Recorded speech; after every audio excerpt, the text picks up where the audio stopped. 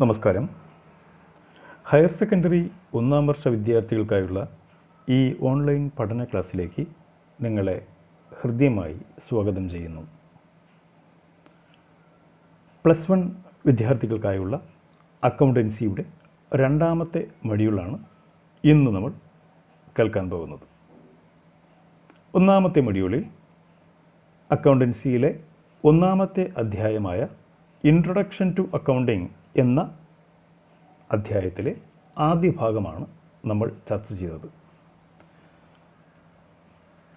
കഴിഞ്ഞ ക്ലാസ്സിൽ അക്കൗണ്ടിംഗ് എന്നത് നമ്മെ സംബന്ധിച്ചിടത്തോളം ഒരു പുതിയ വിഷയമാണ് എന്നും ആയതിനാൽ തന്നെ എങ്ങനെയാണ് അക്കൗണ്ടിംഗ് കഴിഞ്ഞ കാലങ്ങളെ പിന്നിട്ട് ഇന്നത്തെ നിലയിലേക്ക് എത്തിയത് എന്നും നമ്മൾ വിശാലമായി ചർച്ച ചെയ്തു.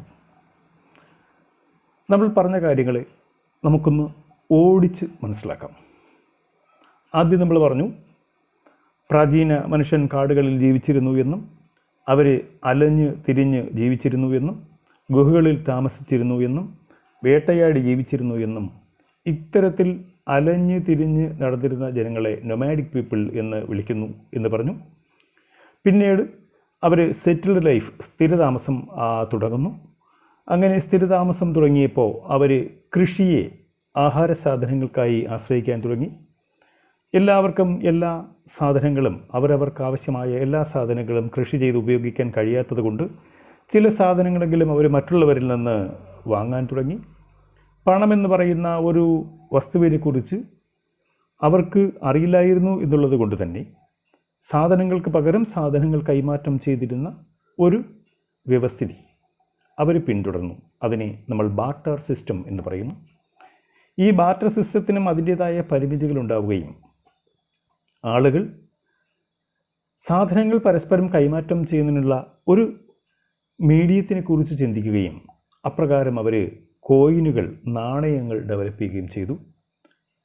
ഇങ്ങനെ നാണയങ്ങളുടെ കണ്ടുപിടുത്തം, പണത്തിൻ്റെ ആവിർഭാവം കച്ചവടം ഡെവലപ്പ് ചെയ്യുന്നതിന് കാരണമാവുകയും ട്രേഡ് അഥവാ വ്യാപാരം വളരെ പെട്ടെന്ന് വളരുകയും ചെയ്തു. ആദ്യകാലങ്ങളിലുണ്ടായിരുന്ന കച്ചവടം വളരെ ചെറുതായിരുന്നു എങ്കിൽ, കച്ചവടക്കാരുടെ എണ്ണവും ഉപഭോക്താക്കളുടെ എണ്ണവും വളരെ കുറവായിരുന്നു എങ്കിൽ, കച്ചവടത്തിൻ്റെ അളവ്, ഉൽപ്പന്നങ്ങളുടെ അളവ്, എണ്ണം എന്നിവ വളരെ കുറവായിരുന്നു എന്നുള്ളത് കൊണ്ട് ഒരാൾ നടത്തുന്ന ഇടപാടുകൾ അയാൾക്ക് ഓർമ്മിച്ച് വയ്ക്കാൻ കഴിയുമായിരുന്നു. എന്നാൽ ഇടപാടുകൾ വർദ്ധിക്കുന്നതോടുകൂടി ഇത് എല്ലാ ഇടപാടുകളും ഓർമ്മിച്ച് വയ്ക്കാൻ കഴിയാതെ വരികയും അവരത് എഴുതി വയ്ക്കാൻ തുടങ്ങുകയും ചെയ്തു. അവിടെയാണ് ബുക്ക് കീപ്പിംഗ് എന്ന് പറയുന്ന സബ്ജക്റ്റ് കടന്നു വരുന്നത്. ആദ്യകാലങ്ങളിൽ ഒരാൾ എഴുതി വച്ചിരുന്ന ഇടപാടുകൾ മറ്റൊരാളുടെ മനസ്സിലാക്കാൻ കഴിയുമായിരുന്നില്ല. ഓരോരുത്തരും അവരവർക്ക് മനസ്സിലാകുന്ന ഭാഷയിൽ എഴുതി വെച്ചു. പിന്നീട് ഡബിൾ എൻട്രി സിസ്റ്റം കടന്നു വരുന്നു. ഡബിൾ എൻട്രി സിസ്റ്റത്തിൽ നിന്നാണ് ആധുനിക അക്കൗണ്ടിംഗ് ആരംഭിക്കുന്നത്. ഇതിൽ പ്രധാനമായും നമ്മൾ 3 പദങ്ങളാണ് പരിചയപ്പെട്ടത്: book keeping, double entry system, accounting. എന്താണ് ബുക്ക് കീപ്പിംഗ്?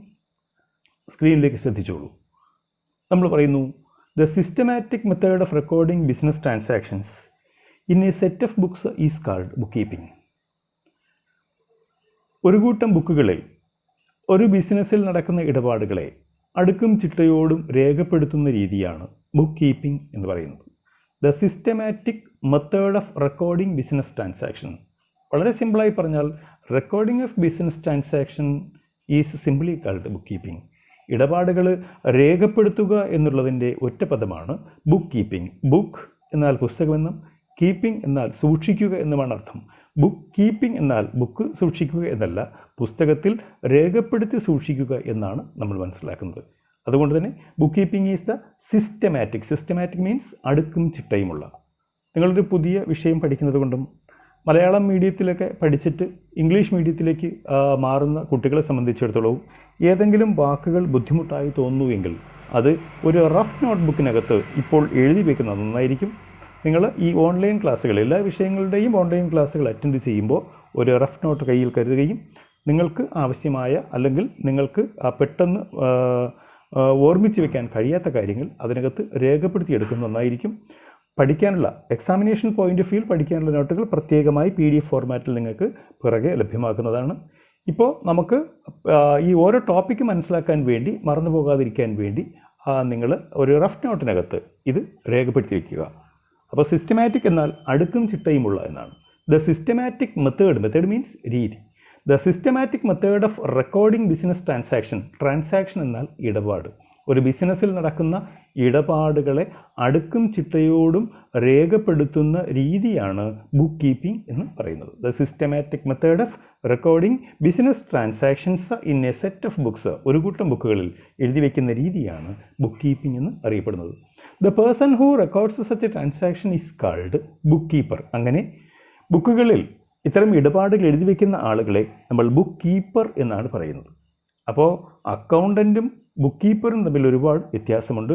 അതിലേക്ക് നമ്മൾ അല്പം കഴിയുമ്പോൾ വിശാലമായി നമ്മളത് ചർച്ച ചെയ്യും. അപ്പോൾ ഒരു ബുക്ക് കീപ്പറിൻ്റെ ജോലി പുസ്തകത്തിൽ ഒരു ബിസിനസ്സിൽ നടക്കുന്ന അല്ലെങ്കിൽ ഒരു സ്ഥാപനത്തിൽ നടക്കുന്ന ഇടപാടുകൾ യഥാവിധി രേഖപ്പെടുത്തുക എന്നുള്ളതാണ് ബുക്ക് കീപ്പറിൻ്റെ പ്രധാനപ്പെട്ട ധർമ്മം. അപ്പോൾ ബുക്ക് കീപ്പിംഗ് നമ്മൾ മനസ്സിലാക്കുന്നു. The systematic method of recording business transactions in a set of books is called bookkeeping. The person, വ്യക്തി, the who records such a transaction, അത്തരം ഇടപാടുകളെ രേഖപ്പെടുത്തുന്ന വ്യക്തിയെ ബുക്ക് കീപ്പർ എന്നും നമ്മൾ വിളിക്കുന്നു. ദെൻ അടുത്തതായി നമ്മൾ പരിചയപ്പെട്ട പദം ഡബിൾ എൻട്രി ബുക്ക് കീപ്പിംഗ് ആണ്. അപ്പോൾ നമ്മൾ നേരത്തെ പറഞ്ഞു, പ്രാചീന കാലത്ത് അല്ലെങ്കിൽ പണത്തിൻ്റെ കണ്ടുപിടുത്തത്തോടുകൂടി കച്ചവടം വർദ്ധിക്കുകയും ഓരോരുത്തരും അവരവർക്ക് മനസ്സിലാകുന്ന രീതിയിൽ ഇടപാടുകൾ എഴുതി വയ്ക്കുകയും ചെയ്തു എന്ന് നമ്മൾ കഴിഞ്ഞ ക്ലാസ്സിലും പറഞ്ഞതാണ്. എന്നാൽ ഒരാൾ എഴുതി വയ്ക്കുന്ന ഇടപാടുകളെ മറ്റൊരാളിന് മനസ്സിലാക്കാൻ കഴിയുമായിരുന്നില്ല.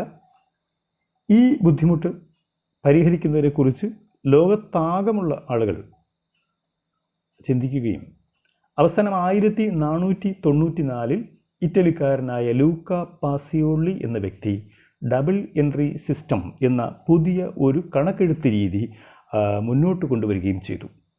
അപ്പോൾ ഡബിൾ എൻട്രി ബുക്ക് കീപ്പിംഗ് എന്നാൽ എന്ത് എന്ന് ചോദിച്ചാൽ നമ്മൾ പറയുന്നു, double entry system of bookkeeping is developed by an Italian named Luca Pacioli in 1494. 1494 ഇറ്റലിക്കാരനായ ലൂക്ക പാസിയോളി എന്ന വ്യക്തിയാണ് double entry bookkeeping develop ചെയ്തത്. According to this system every transaction has a 2 aspects, namely a debit aspect and a credit aspect. അദ്ദേഹം പറഞ്ഞ ഇത്രയേ ഉള്ളൂ, എല്ലാ ഇടപാടുകൾക്കും 2 വശങ്ങളുണ്ട്, 2 ആസ്പെക്റ്റുകളുണ്ട്.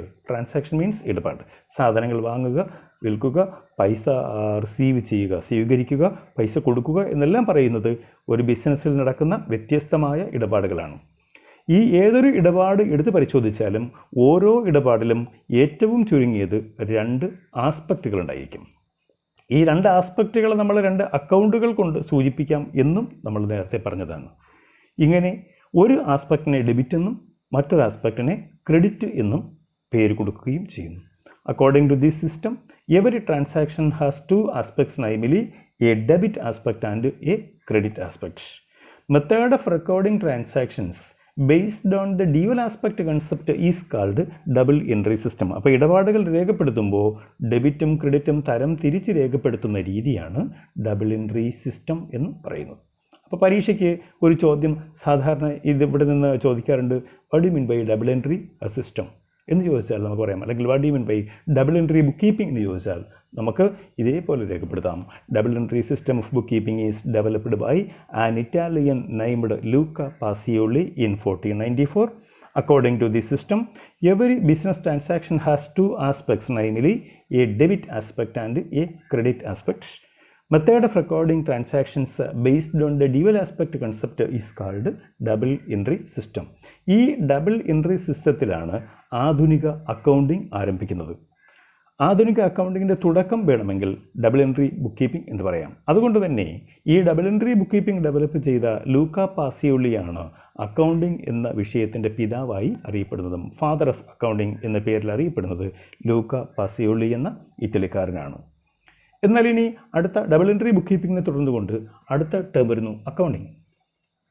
അപ്പോൾ ആദ്യം ബുക്ക് കീപ്പിംഗ് നമ്മൾ പറഞ്ഞു, അത് ആ ബുക്ക് കീപ്പിങ്ങിൽ നിന്ന് ഡബിൾ എൻട്രി ബുക്ക് കീപ്പിങ്ങിലേക്ക് വരുന്നു. ഈ ഡബിൾ എൻട്രി ബുക്ക് കീപ്പിങ്ങിൽ നിന്നാണ് അക്കൗണ്ടിങ് എന്ന് പറയുന്ന വിഷയം ഡെവലപ്പ് ചെയ്യുന്നത്. എന്താണ് അക്കൗണ്ടിങ്?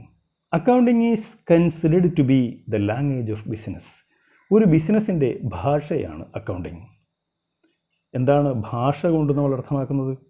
ഭാഷ നമ്മൾ ഉപയോഗിക്കുന്നത് ആശയവിനിമയത്തിന് വേണ്ടിയാണ്. മലയാളികളായ നമ്മൾ, കേരളത്തിൽ താമസിക്കുന്ന നമ്മൾ, മലയാള ഭാഷയിൽ ആശയങ്ങൾ അങ്ങോട്ടും ഇങ്ങോട്ടും ആശയവിനിമയം നടത്തുന്നു, വിവരങ്ങൾ നമ്മൾ കൈമാറുന്നു. എന്നാൽ മറ്റൊരു സംസ്ഥാനത്തിൽ, തമിഴ്നാട്ടിലേക്ക് പോകുമ്പോൾ അവിടെ തമിഴ് ഭാഷ ഉപയോഗിക്കുന്നു. അപ്പോൾ ഭാഷ മനുഷ്യന് മാത്രമല്ല, പ്രപഞ്ചത്തിലുള്ള ഓരോ ജീവജാലത്തിനും അവരുടേതായ ഭാഷയുണ്ട് എന്ന് തന്നെയാണ് കരുതുന്നത്.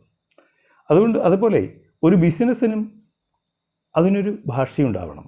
കാരണം ഒരു ബിസിനസ്സിനെ നമുക്ക് മനസ്സിലാക്കണമെങ്കിൽ, ആ ബിസിനസ്സിനെ കുറിച്ച് നമുക്ക് അറിയണമെങ്കിൽ നമ്മൾ എന്തിനെ ഡിപ്പെൻഡ് ചെയ്യും? ബിസിനസ് എന്നതും ഒരു ലീഗൽ എൻറ്റിറ്റിയാണ്, നിയമപരമായി ഒരു എൻറ്റിറ്റിയാണ് ബിസിനസ്. അപ്പോൾ ഒരു ബിസിനസ്സിനെ മനസ്സിലാക്കുന്നതിന് നമ്മൾ ആശ്രയിക്കുന്നത് അതിൽ അക്കൗണ്ടുകളെയാണ്. ഒരു ബിസിനസ്സിൽ വർക്ക് ചെയ്യുന്ന ആളുകൾ മാറിക്കൊണ്ടേയിരിക്കാം, പക്ഷേ ബിസിനസ്സിനെ നമ്മൾ മനസ്സിലാക്കേണ്ടത് അവിടുത്തെ അക്കൗണ്ടുകളിൽ നിന്നാണ്. അതുകൊണ്ട് തന്നെ accounting is considered to be the language of business. ഒരു ബിസിനസ്സിൻ്റെ ഭാഷയാണ്. ഒരു ബിസിനസ്സിനെ കുറിച്ച് പുറം ലോകത്തിന് പറഞ്ഞു കൊടുക്കുന്ന ബിസിനസ്സിൻ്റെ ഭാഷയാണ് accounting. It is the branch of knowledge that provides the information essential to the efficient conduct and evaluation of the activities of an organisation. It is the branch of knowledge. ഇത് അറിവിൻ്റെ ശാഖയാണ്. ദാറ്റ് പ്രൊവൈഡ്സ് ഇൻഫർമേഷൻ, അത് വിവരങ്ങൾ നൽകുന്നു. അപ്പോൾ വിവരങ്ങൾ നൽകുന്ന അറിവിൻ്റെ ശാഖ. ഈ വിവരങ്ങൾ which is essential to the efficient conduct and evaluation of the activities of an organisation. ഒരു സ്ഥാപനത്തിൻ്റെ പ്രവർത്തനങ്ങളെ വിലയിരുത്തുന്നതിനും അവയെ ഭംഗിയായി കാര്യക്ഷമമായി നടത്തിക്കൊണ്ടു പോകുന്നതിനും ആവശ്യമായ വിവരങ്ങൾ നൽകുന്ന അറിവിൻ്റെ ശാഖയാണ് അക്കൗണ്ടിങ് എന്ന് പറയാം. അപ്പോൾ it is the branch of knowledge, അറിവിൻ്റെ ശാഖയാണ്. ദാറ്റ് പ്രൊവൈഡ്സ് ഇൻഫർമേഷൻ, അത് വിവരങ്ങൾ നൽകുന്നു. ഈ വിവരങ്ങൾ ആവശ്യമാണ്. എന്തിനാണ്? എസെൻഷ്യൽ, അത് അനിവാര്യമാണ്, അത്യന്താപേക്ഷിതമാണ്.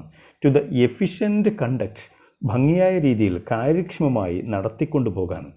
ആൻഡ് ഇവാലുവേഷൻ, വിലയിരുത്താനും.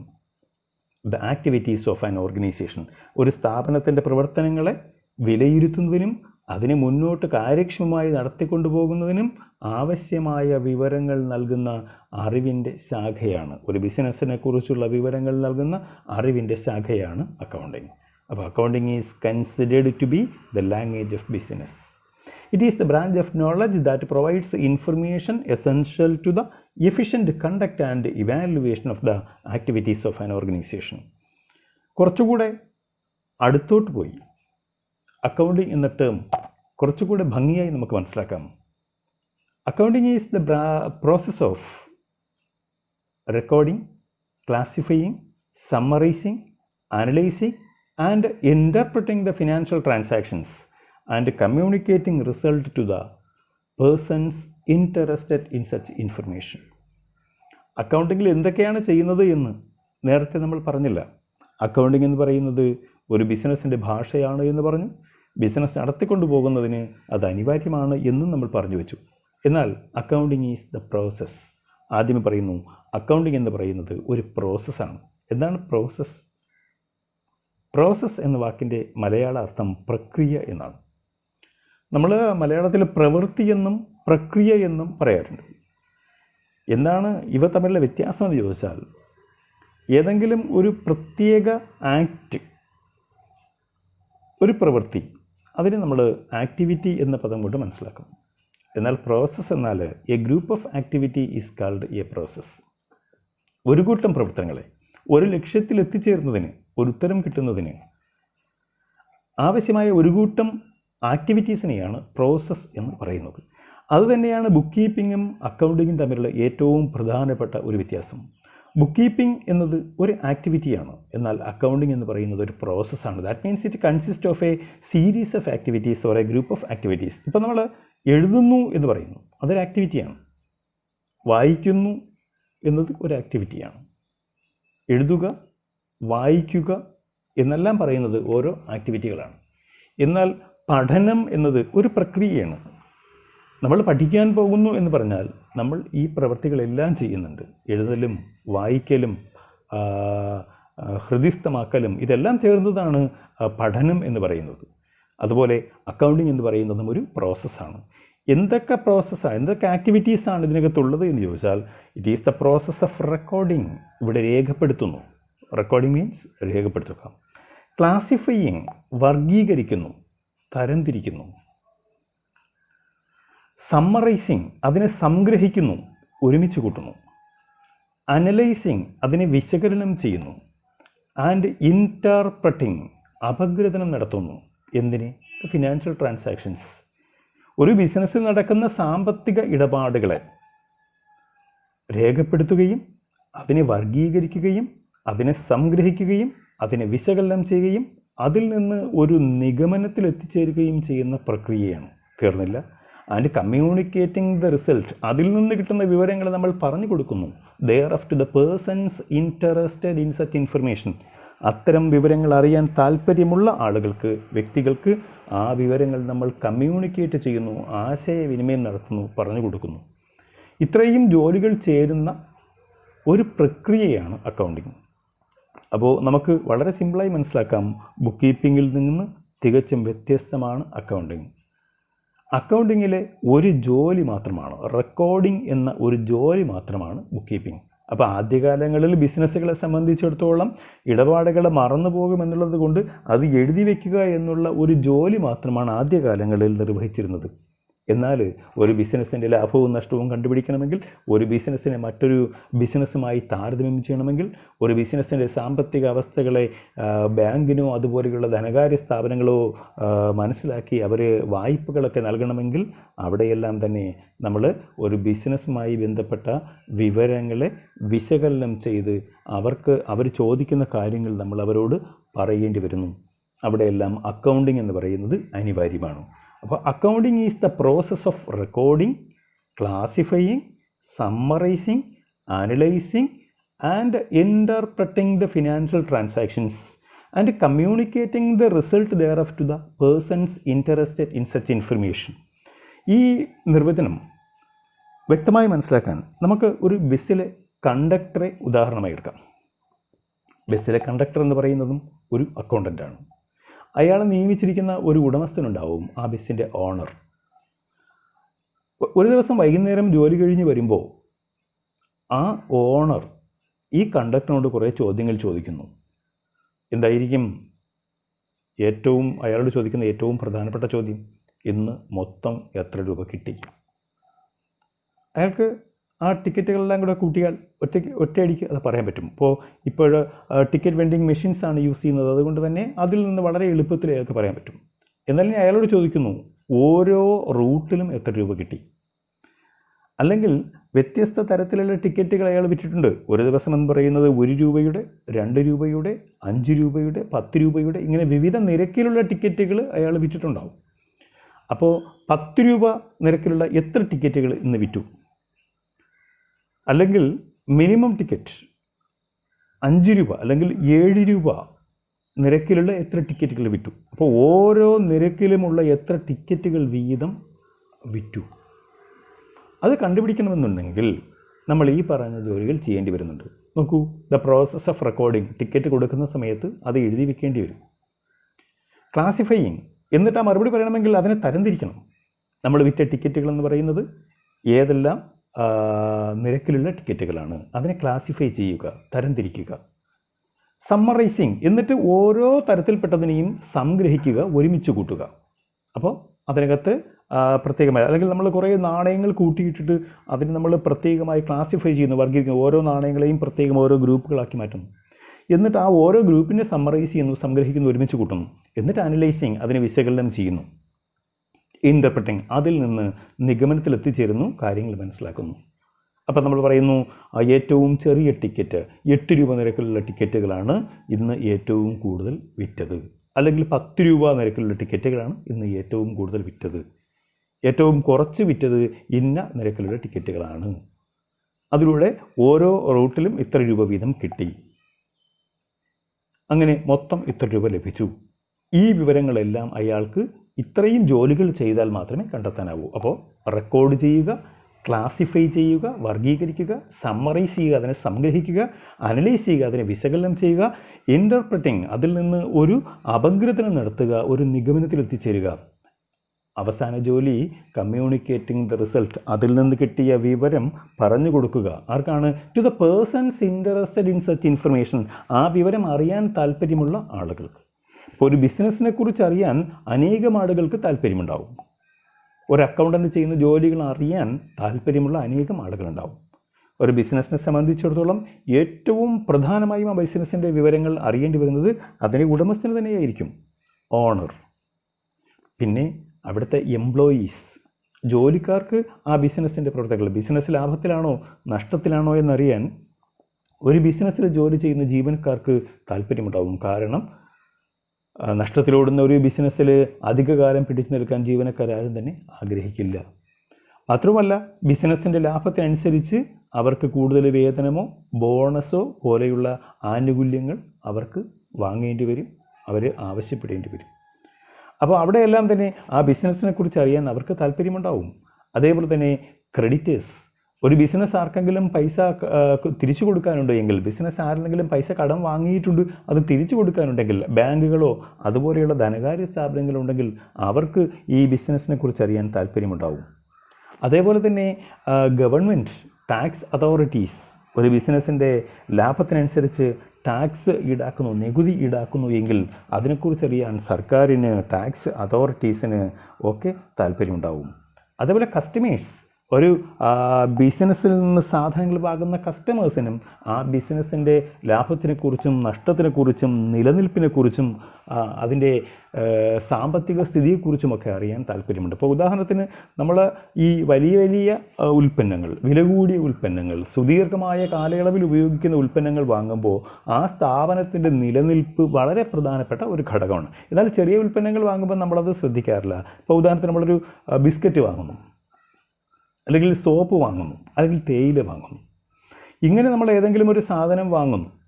ഇങ്ങനെ വാങ്ങിയിട്ട് നാളെ ആ സ്ഥാപനം അടച്ചുപൂട്ടിപ്പോയാൽ നമുക്ക് ഒരു പ്രശ്നമില്ല. കാരണം നമുക്ക് മറ്റൊരു കമ്പനിയുടെ, മറ്റൊരു സ്ഥാപനത്തിൻ്റെ സാധനങ്ങൾ വാങ്ങാവുന്നതേ ഉള്ളൂ. ഒന്നിന് പകരം മറ്റൊരു സാധനം നമുക്ക് വിപണിയിൽ ലഭ്യമാണ്, മറ്റൊരു സാധനം നമുക്ക് വാങ്ങാം. എന്നാൽ എല്ലാ സാധനങ്ങളും അങ്ങനെയല്ല. ഇപ്പം നമ്മളൊരു കാറ് വാങ്ങുന്നു. അങ്ങനെ ഒരു കാറ് വാങ്ങുമ്പോൾ ഒരു പുതിയ കമ്പനിയുടെ കാറാണ് നമ്മൾ വാങ്ങുന്നത് എന്ന് വിചാരിക്കുക. നമ്മൾ കാറ് വാങ്ങി ഒരു 4-5 മാസം കഴിഞ്ഞു, അല്ലെങ്കിൽ ഒരു വർഷം കഴിഞ്ഞു, അപ്പോൾ ആ കാർ ഉൽപ്പാദിപ്പിച്ച കമ്പനി അടച്ചുപൂട്ടി പോകുന്നു. അങ്ങനെയാണെങ്കിൽ ഈ കാറ് കേടാവുകയാണെങ്കിൽ അതിൻ്റെ പാർട്സ് നമുക്ക് ഇവിടെ നിന്ന് വാങ്ങാൻ പറ്റും. അല്ലെങ്കിൽ ഒരു ടി വിയോ എന്തെങ്കിലും മൊബൈലോ പോലെയുള്ള ഇലക്ട്രോണിക് സാധനങ്ങളോ ഒക്കെ നമ്മൾ വാങ്ങുമ്പോൾ ആ സ്ഥാപനം, ക്രെഡിബിലിറ്റിയുള്ള സ്ഥാപനം, നിലനിൽപ്പുള്ള സ്ഥാപനം മാത്രമേ നമ്മൾ സെലക്ട് ചെയ്യാവൂ. കാര്യം സ്ഥിരമായി നിലനിൽക്കുമെന്ന് ഉറപ്പുണ്ടെങ്കിൽ മാത്രമേ അത്തരം കൂടുതൽ വില കൊടുത്ത് അത്തരം സ്ഥാപനങ്ങളിൽ നിന്ന് സാധനങ്ങൾ നമ്മൾ വാങ്ങാൻ പാടുള്ളൂ. അല്ലെങ്കിൽ നാളെ അതിൻ്റെ സർവീസ് എന്നത്, മെയിൻ്റനൻസ് എന്നത് ഒരു ബുദ്ധിമുട്ടായി മാറും. നമ്മൾ പിന്നെ ഒന്നുകിൽ എവിടെ നിന്നെങ്കിലും നമ്മൾ ഈ സാധനങ്ങൾ കണ്ടെത്തേണ്ടി വരും, അല്ലെങ്കിൽ നമ്മൾ വലിയ വില കൊടുത്ത് വാങ്ങിയ സാധനങ്ങളെ വർക്ക് ചെയ്യാനാവാതെ നമ്മൾ ഉപേക്ഷിക്കേണ്ടിയും വരും. അപ്പോൾ അതുകൊണ്ട് ഈ കസ്റ്റമേഴ്സിനും ഒരു ബിസിനസ്സിനെ കുറിച്ച് അറിയാൻ താല്പര്യമുണ്ടാവും. അതിനെക്കുറിച്ച് നമുക്ക് വിശാലമായി പിന്നെ ചർച്ച ചെയ്യാം. ഇപ്പം നമ്മൾ പറഞ്ഞു the persons interested in such information, ഒരു ബിസിനസ്സിനെ കുറിച്ച് അറിയാൻ താല്പര്യമുള്ള ആളുകൾക്ക് അവർക്ക് ആവശ്യമായ വിവരങ്ങൾ പറഞ്ഞു കൊടുക്കുകയും ചെയ്യുന്ന പ്രക്രിയയാണ് അക്കൗണ്ടിങ്. അപ്പോൾ അക്കൗണ്ടിങ്ങിനെ കുറിച്ച് ഇപ്പോൾ വ്യക്തമായ ഒരു ധാരണ നിങ്ങൾക്കുണ്ടായി കാണും എന്ന് ഞാൻ വിചാരിക്കുന്നു. ഞാൻ ആ പറഞ്ഞ കാര്യങ്ങൾ ഞാൻ ഒന്നുകൂടി പറയുന്നു. Accounting is considered to be the language of business. It is the branch of knowledge that provides information essential to the efficient conduct and evaluation of the activities of an organization. Accounting is the process of recording, classifying, summarizing, analyzing and interpreting the financial transactions and communicating the result thereof to the persons interested in such information. ഇവിടെ എന്തെല്ലാം ജോലികളാണ് എന്ന് അക്കൗണ്ടിങ്ങിൽ perform ചെയ്യുന്നത് ചോദിച്ചാൽ അത് നമുക്ക് ഇതിൽ നിന്ന് തന്നെ പറയാനാവും. അപ്പോൾ what do you mean by accounting എന്ന് പരീക്ഷയ്ക്ക് ചോദിക്കുകയാണെങ്കിൽ ഇത്തരത്തിൽ നമുക്ക് ഉത്തരം ഭംഗിയായി അവതരിപ്പിക്കാനാവും. Then definition. അക്കൗണ്ടിങ്ങിന് ഒരു നിർവചനം നിങ്ങളോട് ആവശ്യപ്പെടുന്നു. എന്താണ് അക്കൗണ്ടിങ് എന്ന് അനേകം വ്യക്തികളും അനേകം സ്ഥാപനങ്ങളും നിർവചനങ്ങൾ നൽകിയിട്ടുണ്ട്.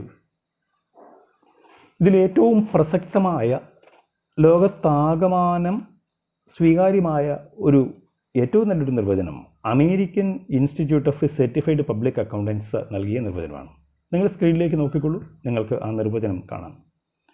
According to American Institute of Certified Public Accountants, accounting is the art of recording, classifying and summarizing in a significant manner and in terms of money transactions and events which are in part at least of a financial character and interpreting the results thereof.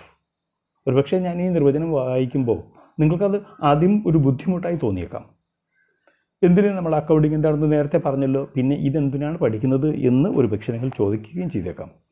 പരീക്ഷയ്ക്ക് 2 തരത്തിൽ ചോദ്യങ്ങൾ ചോദിക്കാം. What do you mean by accounting എന്ന് ചോദിക്കുന്നു. അപ്പോൾ ഞാൻ നേരത്തെ പറഞ്ഞ ഉത്തരം നിങ്ങൾക്ക് അതുപോലെ പ്രസൻറ്റ് ചെയ്യാം.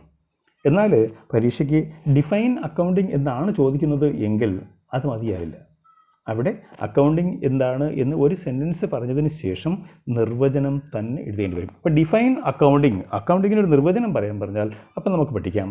According to American Institute of Certified Public Accountants, accounting is the art. Accounting എന്ന് പറയുന്ന ഒരു കലയാണ്. എന്താണ്?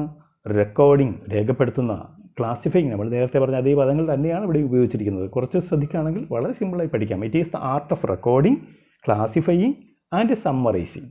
ഇവിടെ രേഖപ്പെടുത്തുന്നു, ക്ലാസിഫൈ ചെയ്യുന്നു, വർഗീകരിക്കുന്നു, സമ്മറൈസ് ചെയ്യുന്നു, അതിനെ സംഗ്രഹിക്കുന്നു, ഒരുമിച്ച് കൂട്ടുന്നു. എങ്ങനെ?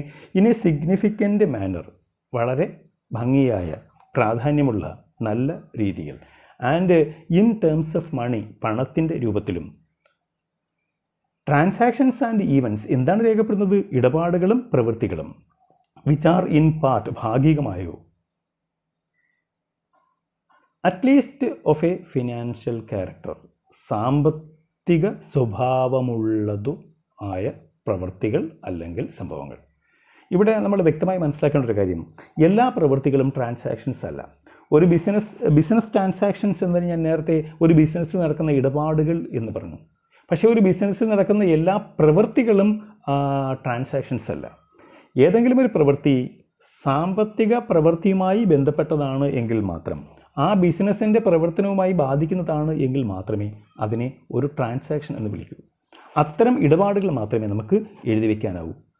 ഒരു പ്രവൃത്തി അത് യാതൊരു തരത്തിലും സാമ്പത്തിക പ്രവൃത്തിയല്ല എങ്കിൽ, ഒരു ബിസിനസ്സിൻ്റെ പ്രവർത്തനവുമായി ബന്ധപ്പെട്ട് വളരെ പ്രധാനപ്പെട്ടതായിരിക്കാം, പക്ഷേ അത് പണത്തിൻ്റെ രൂപത്തിൽ പറയാൻ കഴിയുന്ന, പണത്തിൻ്റെ രൂപത്തിൽ സൂചിപ്പിക്കാൻ കഴിയുന്ന കാര്യങ്ങൾ മാത്രമേ ഇതിൽ രേഖപ്പെടുത്താനാവൂ, അക്കൗണ്ടിൽ രേഖപ്പെടുത്താനാവൂ എന്നത് അക്കൗണ്ടിൻ്റെ ഒരു പരിമിതി കൂടിയാണ്. നമ്മൾ പിന്നീട് ലിമിറ്റേഷൻസ് ഓഫ് അക്കൗണ്ടിങ് എന്ന ഭാഗത്തിൽ അത് ചർച്ച ചെയ്യും. അപ്പോൾ പണത്തിൻ്റെ രൂപത്തിൽ പറയാൻ കഴിയുന്ന കാര്യങ്ങൾ മാത്രമേ നമുക്ക് അക്കൗണ്ടുകളിൽ രേഖപ്പെടുത്താനാവൂ. അതുകൊണ്ട് ഫിനാൻഷ്യൽ ക്യാരക്ടറിലുള്ള വിവരങ്ങൾ, അത് ട്രാൻസാക്ഷൻസ് ആവാം, ഈവൻസ് ആവാം. And interpreting the results air, അതിൽ നിന്ന് കിട്ടുന്ന റിസൾട്ടുകളെ ഇൻ്റർപ്രറ്റ് ചെയ്യുക. ഈ വാക്കുകളൊക്കെ നമ്മൾ നേരത്തെ പറഞ്ഞു. Recording, classifying, summarising. അതുപോലെ ഇവിടെ അനലൈസിങ് എന്ന വാക്ക് ഇവിടെ ഉപയോഗിച്ചിട്ടില്ല. അവസാനം ഇൻ്റർപ്രറ്റിംഗ് എന്ന് പറയുന്ന വാക്കും അവർ പറഞ്ഞിട്ടുണ്ട്. യെസ്, വായിച്ചു നോക്കിക്കോളൂ. Accounting is the art of recording, classifying and summarising in a significant manner and in terms of money, പണത്തിൻ്റെ രൂപത്തിലും. ട്രാൻസാക്ഷൻസ് ആൻഡ് ഈവൻസ്, ഇടപാടുകൾ. നമ്മൾ നേരത്തെ ട്രാൻസാക്ഷൻ എന്ന വാക്ക് മാത്രം പറഞ്ഞു, അവർ ഈവൻസ് എന്ന് പറഞ്ഞു. എന്നിട്ട് ആ ഈവൻസിൻ്റെ വിശദീകരണമാണ് പിന്നെ പറയുന്നത്. Which are in part at least of a financial character, അത് സാമ്പത്തിക സ്വഭാവമുള്ള സംഭവങ്ങളാണെങ്കിൽ. അപ്പോൾ ബിസിനസ് ഇടപാടുകളും സാമ്പത്തിക സ്വഭാവമുള്ള പ്രവൃത്തികളും അത് രേഖപ്പെടുത്തുകയും അതിനെ വിശകലനം ചെയ്യുകയും അതിനെ സംഗ്രഹിക്കുകയും ചെയ്യുന്നു. And interpreting the results air of, അതിൽ നിന്ന് കിട്ടുന്ന വിവരങ്ങളെ സംഗ്രഹിച്ച് അതിൽ നിന്ന് ഒരു നിഗമനത്തിൽ എത്തിച്ചേരുകയും ചെയ്യുന്ന പ്രക്രിയയാണ്, ഒരു കലയാണ് അക്കൗണ്ടിങ് എന്നാണ് ഇതിൽ നൽകിയിരിക്കുന്ന നിർവചനം. അപ്പോൾ accounting is the art of recording, classifying and summarising in a significant manner and in terms of money, transactions and events which are in part at least of a financial character and interpreting the results thereof. Yes, എങ്കിൽ അടുത്തത് സ്ക്രീനിലേക്ക് ശ്രദ്ധിച്ചോളൂ. അക്കൗണ്ടിങ്ങിൻ്റെ functions എന്തൊക്കെയാണ്? വളരെ പെട്ടെന്ന് പറയാം. Following are the important functions of accounting. 1, recording of business transactions, ഇടപാടുകൾ രേഖപ്പെടുത്തുക. 2, ക്ലാസിഫിക്കേഷൻ, അതിനെ വർഗീകരിക്കുക. സമ്മറൈസിങ്, അതിനെ സംഗ്രഹിക്കുക. Analysis and interpretation of financial data, ആ വിവരങ്ങളെ വിശകലനം ചെയ്ത് അതിൽ നിന്ന് ഒരു നിഗമനത്തിൽ എത്തിച്ചേരുക. Communication of result to the persons interested. ഇതിൽ നിന്ന് കിട്ടുന്ന വിവരങ്ങളെ അല്ലെങ്കിൽ റിസൾട്ട് അല്ലെങ്കിൽ ഇൻഫർമേഷൻസിനെ അതിന് താല്പര്യമുള്ള ആളുകൾക്ക് കമ്മ്യൂണിക്കേറ്റ് ചെയ്യുക. ഇത്രയുമാണ് അക്കൗണ്ടിങ്ങിൻ്റെ പ്രധാനപ്പെട്ട ഫങ്ഷൻസ്, ധർമ്മങ്ങൾ അല്ലെങ്കിൽ ജോലികൾ. അപ്പോൾ ബുക്ക് കീപ്പിംഗ് എന്നാൽ എന്ത് എന്നും, ഡബിൾ എൻട്രി ബുക്ക് കീപ്പിംഗ് എന്നാൽ എന്ത് എന്നും, അക്കൗണ്ടിങ് എന്നാൽ എന്ത് എന്നും, അതേപോലെ അക്കൗണ്ടിങ്ങിൻ്റെ ഫങ്ഷൻസും ഡെഫിനിഷൻസും നമ്മൾ പഠിച്ചു. ഇതെല്ലാം പരീക്ഷയ്ക്ക് പല പ്രാവശ്യം ചോദിച്ചിട്ടുള്ളതാണ്. യെസ്, ഇത് ഒന്ന് നിങ്ങൾ നോട്ട് ചെയ്തെടുക്കുക, എന്നിട്ട് അത് വായിക്കുക. അടുത്ത ക്ലാസ്സിൽ ഇതിൻ്റെ തുടർന്നുള്ള ഭാഗങ്ങൾ നമുക്ക് വീണ്ടും ചർച്ച ചെയ്യാം. യെസ്, ഈ രണ്ടാമത്തെ മൊഡ്യൂൾ ഇവിടെ അവസാനിപ്പിക്കുന്നു. ഇത്രയും സമയം എൻ്റെ ശബ്ദം ശ്രദ്ധിച്ച് കേട്ട നിങ്ങൾക്ക് ഒരിക്കൽ കൂടി നന്ദി പറഞ്ഞുകൊണ്ട് ഞാൻ അവസാനിപ്പിക്കുന്നു. Thank you.